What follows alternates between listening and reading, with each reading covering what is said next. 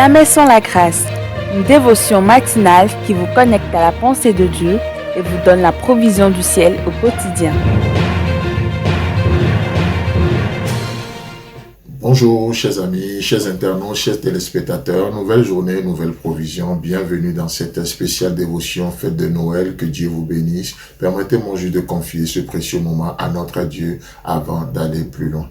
Ô Dieu Tout-Puissant, ce matin nous te célébrons, nous te témoignons toute notre reconnaissance pour ce précieux don que tu as fait à notre humanité. Le jour où un enfant nous est né et le jour où ce fils nous a été donné.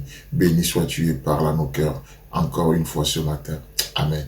Alors, chers amis, chers internautes, malgré les polémiques liées à cette fête de Noël, vous savez que nous, en tout cas en tant qu'enfants de Dieu, nous ne célébrons pas une date, mais nous célébrons un événement. Le jour où le ciel a fait ce don le plus précieux à l'humanité, où Dieu le Père a envoyé son Fils Jésus-Christ qui vient naître dans nos cœurs, qui vient naître sur la terre pour le salut de l'humanité. Et quand vous pensez Noël, au-delà de toute l'historique des choses qui se passent autour, pensez à ce don, ce cadeau du ciel pour donner accès au ciel à l'humanité, pour donner accès au ciel à notre terre.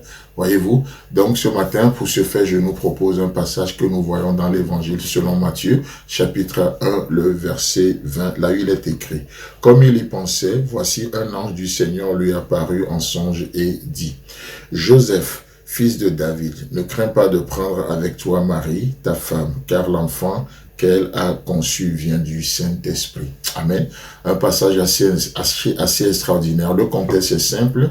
Comme cela est de coutume en Israël, on voit deux personnes se fiancer et il y a un temps d'attente qui est donné. Ce temps d'attente sert à beaucoup de choses, entre autres préparer le mariage, mais aussi tester la fidélité de l'un et de l'autre et plein d'autres choses encore. Et c'est pendant cette période d'attente que Joseph va voir sa fiancée Marie tomber enceinte. Alors, s'il rompait en public avec elle, il savait à quoi il exposait. Alors, étant quelqu'un de bien, il décide de le faire en secret. Et la Bible nous dit ici que pendant qu'il y pensait, alors il va avoir un songe. Dieu va lui parler. Et qu'est-ce que Dieu va lui dire? Joseph, fils de David, ne crains pas de prendre avec toi Marie, ta femme. Waouh, ça c'est la voix du ciel, c'est le Père qui parlait, c'est Dieu qui parlait à Joseph pour lui donner des conseils, des consignes. Voyez-vous, chers amis, chers internautes, pour nous aujourd'hui, c'est quoi Noël? Peut-être qu'il y a des imprévus que tu traverses en ce moment. En cette période même de ta vie, des choses qui ne faisaient pas partie du plan, des choses qui ne faisaient pas partie du planning, mais des imprévus qui surgissent de part et d'autre.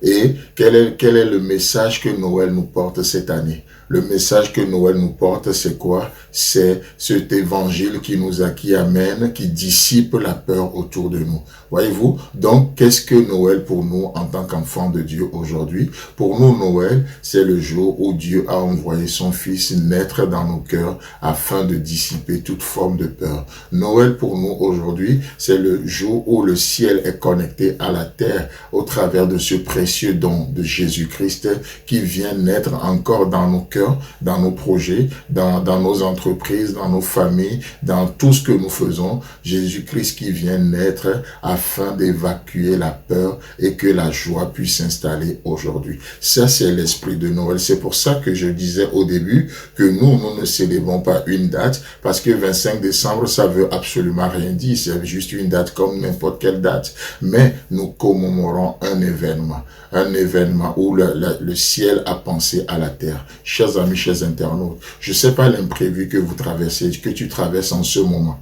mais une chose est sûre, aujourd'hui c'est une opportunité de voir Christ naître dans ton cœur afin que la peur s'en aille. Joseph, fils de David, ne crains pas. Ne crains pas. Et j'aime bien la deuxième partie du message, car l'enfant qu'elle a conçu vient du Saint-Esprit. Vous savez, est-ce que vous savez qu'il y a des choses, ce n'est point par la force, ce n'est pas la puissance. Ça ne peut se passer et ça ne se passe que par la force du Saint-Esprit, par le Saint-Esprit. Naître de nouveau, ça se fait, on n'est né pas de nouveau au travers le sang, au travers de la volonté de l'homme, comme le dira l'apôtre Jean, mais cela se fait par la puissance du Saint-Esprit. Vous m'écoutez ce matin, vous vous préparez même à rentrer, à célébrer cette fête. Une première chose avant toute chose, avant une fête, avant une jouissance, laissez-moi saisir cette opportunité de voir Christ naître dans vos cœurs. Et ça, c'est la vraie Noël. Voir Christ naître dans votre famille. Ça, c'est la vraie Noël. Voir Christ naître dans vos projets. Et c'est ça, la fête de Noël. Ce n'est pas juste une opportunité pour augmenter les chiffres d'affaires ou dépenser. Non. Mais voir Christ naître dans tout ce que nous entreprenons. Que Dieu vous bénisse et joyeuse fête de Noël à vous. Si vous avez aimé cette émission, parlez-en à vos amis. Parlez-leur du message de la grâce et de ce qu'il fait dans vos vies. Pour un sujet de prière, une question ou pour devenir partenaire, contactez-nous au 00229 94 75 80 20. Que Dieu vous bénisse et à la prochaine. En attendant, pensez avec Dieu.